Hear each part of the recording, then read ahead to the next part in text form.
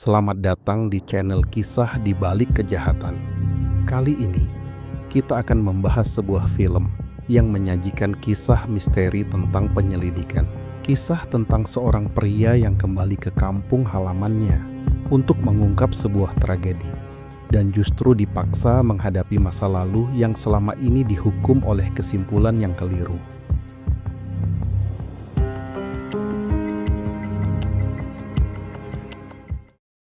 Aaron Falk menerima kabar mengejutkan dari kota kecil tempat ia pernah tumbuh.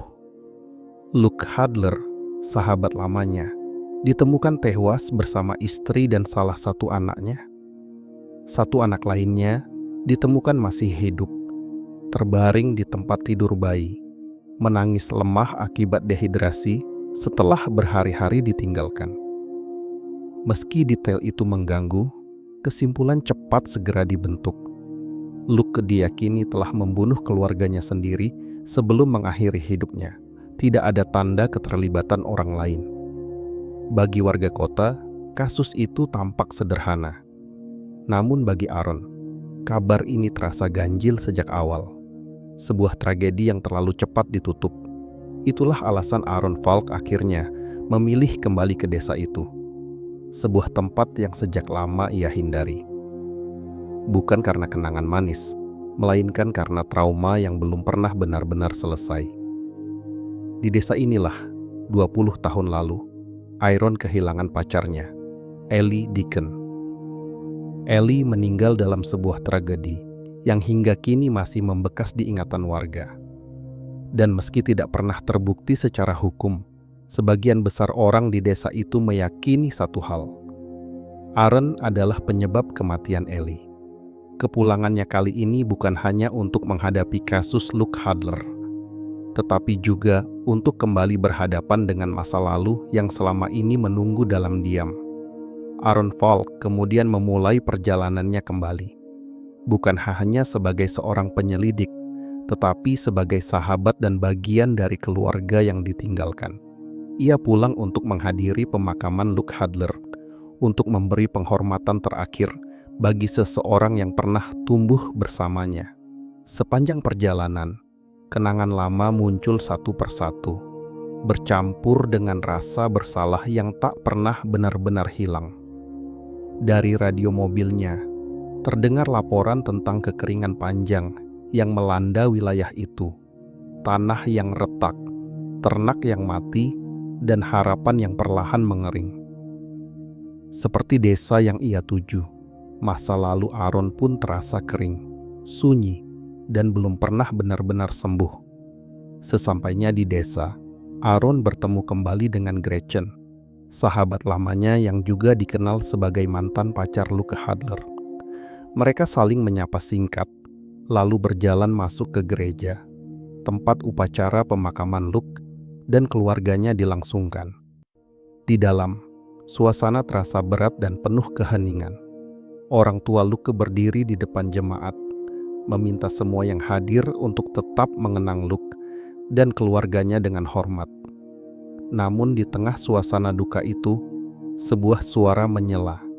Grandau, salah satu warga desa, melontarkan komentar sinis bahwa Luke begitu menyayangi keluarganya, sampai-sampai ia membunuh mereka sendiri. Ucapan itu memecah kesunyian, sekaligus menegaskan betapa cepat desa ini menerima satu versi kebenaran tanpa ingin mempertanyakannya. Ucapan itu membuat suasana semakin berat, terutama bagi Barb Hadler, ibu Luke, yang tak kuasa menyembunyikan kesedihannya. Di tengah upacara, Aaron kembali teringat pada kenangan lama, tentang masa lalu yang tak pernah benar-benar pergi dari desa itu. Setelah pemakaman usai, Aaron mengunjungi rumah orang tua Luke. Di sanalah Barb menyampaikan keyakinannya dengan tegas. Luke bukanlah orang yang mampu membunuh keluarganya sendiri.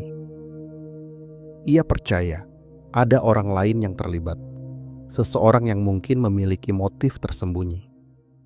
Dalam kondisi desa yang dilanda krisis panjang, gagal panen, dan tekanan ekonomi, Barb menyebut bahwa Luke dan suaminya, Gary, tengah berada dalam kesulitan finansial dan memiliki utang. Bagi Barb, semua itu membuka kemungkinan bahwa Luke bukan pelaku, melainkan korban dari sesuatu yang belum pernah benar-benar diselidiki. Aaron kemudian menginap di sebuah hotel kecil di kota itu, tempat yang sunyi dan terasa asing, meski pernah begitu dekat dengannya. Di sana, ia kembali berhadapan dengan wajah-wajah dari masa lalu. Aaron bertemu dengan Greg. Ia juga berhadapan dengan Mal Deacon, ayah Ellie. Pertemuan itu berlangsung dingin dan penuh ketegangan, mengingat Mal masih menyimpan keyakinan bahwa Aaron bertanggung jawab atas kematian putrinya. Di kota ini, bagi Aaron, setiap pertemuan bukan sekadar sapaan, melainkan pengingat bahwa masa lalu belum pernah benar-benar selesai.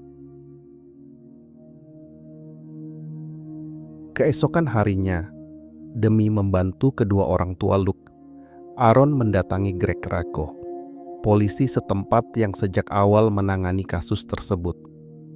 Dengan persetujuannya, mereka bersama-sama menuju rumah Luke untuk meninjau kembali tempat kejadian perkara.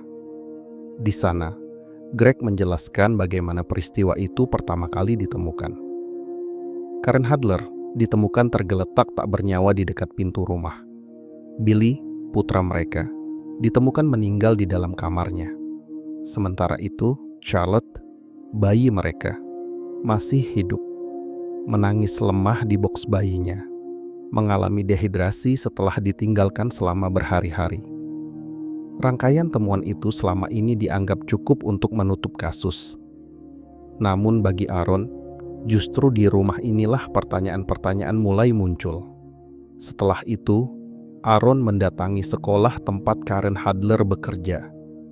Di sana, ia berbincang dengan Scott Whitlam, kepala sekolah sekaligus rekan kerja Karen. Aaron menanyakan apakah Karen pernah terlihat berada dalam tekanan atau masalah tertentu sebelum kematiannya. Scott mengingat bahwa beberapa waktu sebelumnya, Karen sempat mengaku tengah menghadapi persoalan rumah tangga. Masalah itu, menurutnya, berkaitan dengan keuangan, ketegangan antara Karen dan Luke yang dipicu oleh kondisi ekonomi yang semakin memburuk. Informasi itu menambah satu lapisan baru dalam penyelidikan, memperlihatkan bahwa tekanan finansial telah merambat hingga ke dalam rumah tangga Luke dan Karen. Di sekolah itu pula, Aaron bertemu dengan Gretchen, yang menyampaikan kepadanya bahwa Karen adalah sosok yang baik dan hangat, jauh dari gambaran tragedi yang kini melekat pada namanya. Setelah pertemuan singkat itu, Gretchen mengajak Aaron untuk makan malam bersama. Pertemuan dengan Gretchen membangkitkan kembali kenangan lama yang selama ini terkubur. Pikiran Aaron melayang pada Ellie Deacon. Pada suatu waktu ketika Ellie mengajaknya ke tempat persembunyiannya, sebuah lokasi sunyi yang biasa ia datangi saat ingin menenangkan diri. Di tempat itu, Ellie meminta Aaron memasangkan gelang di pergelangan tangannya. Gelang tersebut sempat terjatuh, namun Aaron berhasil mengambilnya kembali. Saat itu, Ellie mengatakan bahwa gelang tersebut sangat berharga baginya, karena merupakan milik ibunya. Kenangan sederhana itu kembali hadir, mengingatkan Aaron pada ikatan yang dulu terputus terlalu cepat. Setelah rangkaian temuan itu, Aaron kembali menemui Greg Racco, polisi setempat yang menangani kasus tersebut. Aaron menanyakan apa saja perkembangan yang berhasil dikumpulkan hari itu. Greg kemudian mengungkapkan satu detail penting yang selama ini luput diperhatikan. Peluru yang ditemukan di tempat kejadian perkara ternyata berbeda dengan amunisi yang dimiliki Luke. Peluru yang digunakan untuk menembak berasal dari merek Remington, yang dikenal dengan kemasan berwarna biru. Sementara senjata Luke justru menggunakan peluru Winchester dengan kemasan merah terang. Perbedaan itu sederhana, namun signifikan. Cukup untuk menimbulkan satu kemungkinan yang selama ini dihindari, bahwa senjata yang digunakan bukan milik Luke, Setelah itu, Aaron dan Greg Rako menuju lokasi tempat Luke diduga mengakhiri hidupnya. Greg menjelaskan bahwa pada hari kejadian, Luke bersama Jamie McVicker sedang berburu kelinci. Dari sana, mereka melanjutkan ke rumah Jamie yang tinggal bersama neneknya. Aaron meminta izin untuk melihat senjata yang digunakan Jamie, dan permintaan itu tidak ditolak. Jamie mengaku bahwa sebelum berburu, dialah yang menyiapkan pelurunya, meski ia tidak mengetahui pasti jenis atau mereknya. Ia hanya memilih peluru yang murah. Ketika Aaron menanyakan kondisi Luke saat itu, Jamie mengatakan bahwa Luke terlihat baik-baik saja, tidak menunjukkan tanda-tanda tertekan. Ia menambahkan bahwa Luke pulang sekitar pukul 4.15, sementara dirinya tetap tinggal di rumah, minum teh bersama neneknya. Greg kemudian bertanya apakah Luke sempat mengatakan sesuatu tentang keluarganya. Jamie menjawab bahwa Luke sempat menyebut istrinya terus membicarakan sesuatu, tanpa menjelaskan lebih jauh. Setelah itu, Luke menembak seekor kelinci, lalu pulang ke rumah. Setelah itu, Aaron menemui dokter setempat yang selama ini menangani warga di desa tersebut. Ia menanyakan apakah pernah ada tanda-tanda kekerasan yang dilakukan Luke terhadap istrinya, Karen. Namun dokter itu menolak memberikan jawaban. Ia menyatakan bahwa hal tersebut melanggar etika profesi dan tidak bisa dibicarakan, bahkan dalam konteks penyelidikan. Penolakan itu kembali meninggalkan Aaron dengan lebih banyak pertanyaan, sekaligus menunjukkan bahwa tidak semua kebenaran bisa diungkap melalui jalur resmi. Malam harinya, Aaron bertemu dengan Gretchen untuk makan malam. Di sela percakapan yang berlangsung canggung, Aaron menanyakan pendapatnya.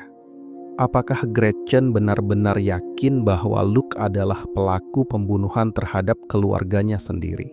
Gretchen menggeleng. Ia mengatakan tidak percaya pada cerita yang beredar. Baginya, Luke adalah orang yang baik, sosok yang ia kenal dekat sebelum Luke menikah. Keyakinannya, itu lahir dari hubungan khusus yang pernah mereka miliki di masa lalu. Aaron kemudian mengingatkan pada tragedi lain, menanyakan menurut Gretchen mengapa Ellie Deacon meninggal saat itu. Gretchen menjawab bahwa ia meyakini Ellie bunuh diri akibat tekanan hubungan yang buruk dengan ayahnya. Namun karena pada saat itu Aaron adalah orang terdekat Ellie, dan di saku Ellie ditemukan sebuah surat darinya, arah kecurigaan pun jatuh pada Aaron. Mendengar itu, Aaron menarik napas panjang. Ingatannya melayang pada hari ketika ia menulis surat untuk Ellie, mengajaknya bertemu di tepi sungai. Ellie tidak pernah datang. Sebagai gantinya, Aaron justru menerima kenyataan paling pahit, bahwa Ellie telah mengakhiri hidupnya. Keesokan harinya, Aaron mengunjungi Barb Hadler, ibu Luke, yang saat itu tengah membereskan barang-barang milik anak dan cucunya. Di rumah yang masih diselimuti duka, Aaron menyampaikan bahwa sejauh ini ia belum menemukan persoalan keuangan yang signifikan terkait Luke. Di sela percakapan itu, perhatian Aaron tertuju pada Barb yang dengan hati-hati merapikan gambar-gambar milik cucunya yang telah meninggal. Ia juga menemukan sebuah buku perpustakaan yang sudah lama belum dikembalikan oleh Karen. Menyadari hal kecil itu, Aaron kemudian menawarkan diri untuk mengembalikan buku tersebut ke perpustakaan. Sebuah tindakan sederhana di tengah upaya mengurai tragedi yang jauh lebih besar. Aaron segera menuju perpustakaan untuk mengembalikan buku tersebut. Namun sebelum menyerahkannya, ia menemukan secarik kertas yang terselip di dalamnya. Bertuliskan satu nama, Grant. Temuan kecil itu langsung menimbulkan kecurigaan. Aaron kemudian mengajak Greg Rako untuk menemui Grant dan meminta klarifikasi. Dalam pertemuan itu, Aaron mencecar Grant dengan sejumlah pertanyaan. Apakah benar ia bekerja di perusahaan milik pamannya dan berniat menjualnya setelah sang paman meninggal? serta apakah benar ia tertarik membeli lahan milik Jamie McVicker yang berada di dekat lahan Luke. Dugaan itu terasa masuk akal, mengingat Luke sendiri berniat menjual tanahnya, dan lahan-lahan yang berdampingan tentu menjadi incaran para investor. Namun Grant membantah seluruh tuduhan tersebut. Ia menolak keterlibatan apapun dan menyangkal bahwa dirinya memiliki kepentingan di balik kematian Luke dan keluarganya. Setelah itu, Aaron bersama Greg Greco meninjau kembali rekaman CCTV jalan di sekitar sekolah tempat Karen mengajar. Rekaman tersebut diambil sekitar 2 jam sebelum pembunuhan, dan dari sana tidak terlihat sesuatu yang mencurigakan. Karen tampak beraktivitas seperti biasa, tenang, tidak tergesa, dan sama sekali tidak menunjukkan tanda-tanda sedang berada dalam tekanan atau masalah serius. Namun penyelidikan belum berhenti di situ. Aaron kemudian meminta untuk melihat rekaman CCTV di jalan lain. Dari rekaman itu, ia dikejutkan oleh satu temuan penting. Pada waktu yang hampir bersamaan dengan terjadinya pembunuhan Luke dan keluarganya, terlihat Jamie McVicker mengendarai mobilnya. Fakta ini bertentangan langsung dengan kesaksian Jamie sebelumnya, yang mengaku berada di rumah neneknya, minum teh pada jam tersebut. Untuk pertama kalinya, satu alibi mulai runtuh. Merasa ada sesuatu yang tidak beres, Aaron mendatangi sebuah bar lokal, tempat warga desa biasa berkumpul. Di sana, suasana justru memanas. Aaron mendapati Grant Dow dan Jamie McVicker sedang terlibat perkelahian. Ia segera melerai keduanya sebelum situasi semakin tak terkendali. Grant meluapkan kemarahannya, menuduh Jamie telah menyebarkan kabar bahwa ia berniat membeli tanah milik Jamie. Menurut Grant, rumor itulah yang membuat dirinya menjadi sasaran kecurigaan banyak orang. Aaron kemudian menegaskan bahwa jika Grant merasa keberatan diinterogasi, ada satu hal yang tetap harus dijelaskan. Mengapa nama Grant tertulis pada secarik kertas yang disimpan Karen? Meski demikian, Grant tetap menolak keras semua tuduhan yang diarahkan kepadanya. Bersikeras bahwa ia tidak terlibat dalam kematian Luke dan keluarganya. Aaron kemudian membawa Jamie McVicker ke klinik untuk mendapatkan perawatan atas luka-lukanya. Setelah situasi sedikit tenang, Aaron menanyakan kepada dokter setempat apakah ia mengetahui keberadaan Jamie pada waktu terjadinya pembunuhan. Dokter itu lalu menjelaskan bahwa Jamie memang tidak berada di rumah neneknya, seperti yang sebelumnya ia sampaikan. Pada malam itu, Jamie justru berada bersamanya. Mereka duduk, minum, dan kemudian tertidur di klinik. Menurut dokter tersebut, saat pertama kali dimintai keterangan, Jamie kemungkinan panik dan tidak berani berkata jujur. Mendengar penjelasan itu, Aaron meluapkan kekesalannya kepada Jamie. Ia menegaskan bahwa kebohongan tersebut telah mengganggu penyelidikan dan justru membuat Jamie terlihat mencurigakan. Aaron mengatakan bahwa ia tidak mempersoalkan kehidupan pribadi Jamie. Yang ia butuhkan hanyalah kejujuran sejak awal, agar kebenaran tidak semakin tertutup oleh ketakutan. Keesokan harinya, Aaron mendatangi rumah Gretchen. Di atas meja ruang tamu, ia melihat berkas-berkas dana hibah sekolah yang sebelumnya diurus oleh Karen. Dari sana, percakapan mereka bergeser ke masa lalu, tentang masa remaja yang pernah mereka jalani bersama. Gretchen kemudian membuka sebuah album foto lama, berisi potongan kenangan mereka bersama Ellie dan Luke. Saat membalik halaman demi halaman, Aaron mendadak terdiam. Pandangannya tertuju pada sebuah foto yang memperlihatkan Luke menggendong seorang bayi. Lucky, anak Gretchen. Aaron langsung menanyakan apakah bayi itu adalah anak Luke. Gretchen menyangkal. Ia mengatakan bahwa Lucky adalah anaknya dari hubungan singkat dengan seorang pria Dan Luke bukanlah ayahnya, meski Luke memang sesekali datang untuk bermain dengan anak itu. Namun penjelasan itu tidak sepenuhnya meyakinkan Aaron. Kecurigaan mulai tumbuh bahwa Gretchen mungkin menyimpan perasaan yang tak pernah selesai terhadap Luke, dan tidak terima melihat Luke memilih Karin dan anak-anaknya. Dalam nada yang semakin tajam, Aaron bahkan menuduh Gretchen terlibat dalam kematian Luke dan keluarganya. Tuduhan itu membuat Gretchen terpukul dan marah. Ia segera mengusir Aaron pergi, menutup pintu dengan amarah yang menyisakan ketegangan baru dalam penyelidikan. Keesokan paginya, saat hari masih sangat dini, Aaron kembali mendatangi rumah Gretchen. Dari luar, ia melihat Gretchen masih tertidur bersama anaknya. Aaron masuk ke dalam rumah dengan diam-diam dan mengambil kembali berkas dana hibah sekolah yang sebelumnya diurus oleh Karin. Ia berharap dokumen-dokumen itu menyimpan sesuatu yang selama ini terlewatkan. Aaron mulai membedah satu persatu berkas tersebut, hingga akhirnya menyadari sebuah hal penting.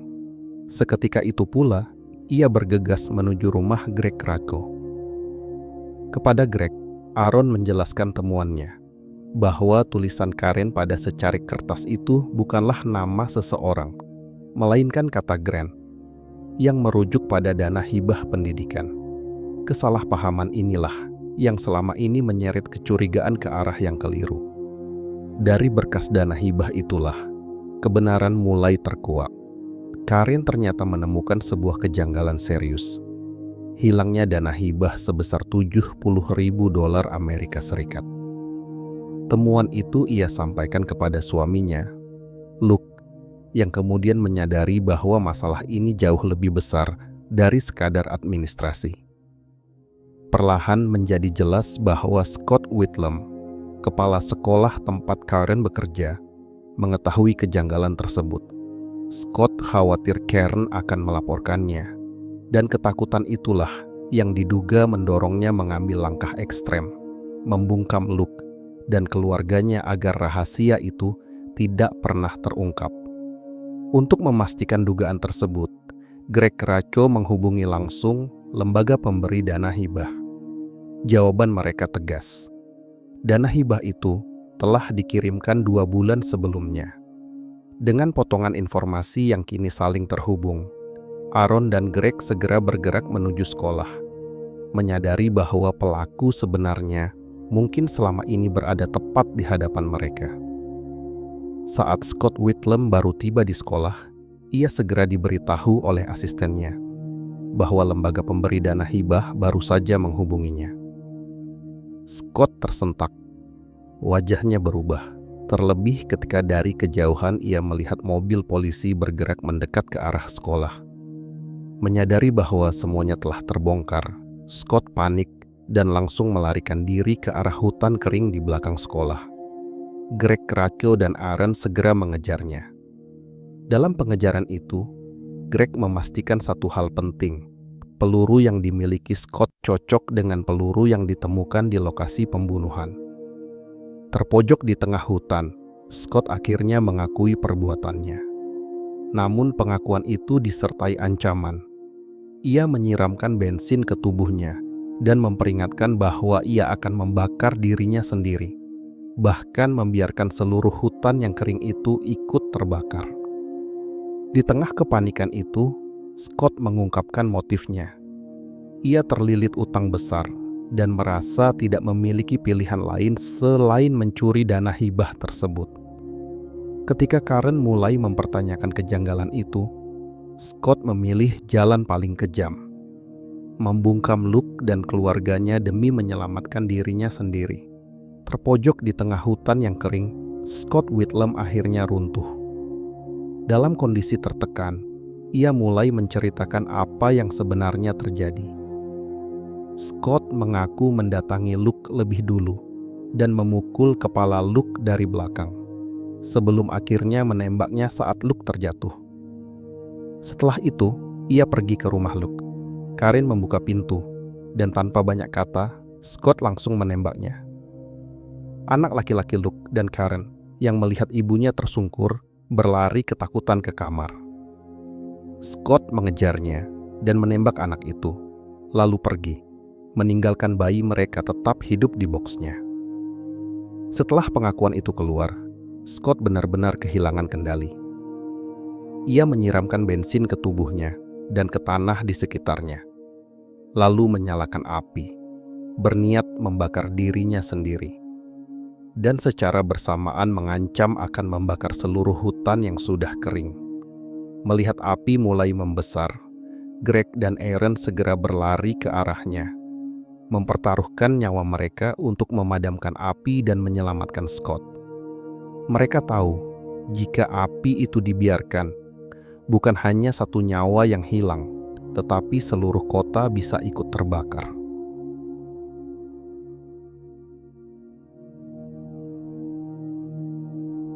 Beberapa hari kemudian, Aaron dan Greg tersadar di rumah sakit. Luka-luka mereka perlahan membaik, menyisakan kelelahan dan keheningan setelah rangkaian peristiwa yang nyaris merenggut segalanya. Di sana, orang tua Luke datang menjenguk. Dengan suara bergetar, mereka mengucapkan terima kasih karena Aaron dan Greg telah mengungkap kebenaran, membuktikan bahwa Luke bukanlah pelaku, dan membersihkan nama keluarga mereka. Saat meninggalkan rumah sakit, Aaron bertemu kembali dengan Gretchen. Untuk pertama kalinya, ia mengakui kesalahannya dan menyampaikan permintaan maaf atas tuduhan yang pernah ia lontarkan. Gretchen menerimanya dalam diam. Setelah itu, Aaron pergi, meninggalkan percakapan yang tak perlu diperpanjang. Sebelum benar-benar meninggalkan kota itu, Aaron kembali ke batu besar di tepi sungai, tempat ia dan Ellie Deacon dulu sering bersama. Di sana, ia menemukan tas Ellie yang tersembunyi di sela bebatuan. Di dalamnya, tersimpan buku harian Ellie. Aaron membaca halaman demi halaman, dan untuk pertama kalinya, ia melihat Ellie dari sudut pandang yang utuh. Ellie memang hidup dalam tekanan, terutama karena hubungannya yang rumit dengan sang ayah. Namun tidak ada satupun tulisan yang menunjukkan bahwa Ellie ingin mengakhiri hidupnya. Di titik itu, Aaron menyadari bahwa selama ini ia dan seluruh kota mungkin telah salah membaca apa yang sebenarnya terjadi. Kematian Ellie bukan lagi dipahami sebagai sebuah pilihan, melainkan sebagai tragedi yang lahir dari kemarahan, ketakutan, dan satu kesalahan yang tak pernah sempat diluruskan. Aaron menutup buku itu, bukan dengan jawaban yang lengkap, tetapi dengan pemahaman yang cukup. Untuk pertama kalinya, ia berhenti menyalahkan dirinya sendiri. Film The Dry pada akhirnya bukan hanya tentang kisah di balik sebuah pembunuhan, tetapi juga mengajarkan kita tentang harga dari kesimpulan yang terlalu cepat dipercaya. Terima kasih sudah menonton. Semoga kita belajar untuk tidak terlalu cepat menyimpulkan. Sampai bertemu di kisah berikutnya.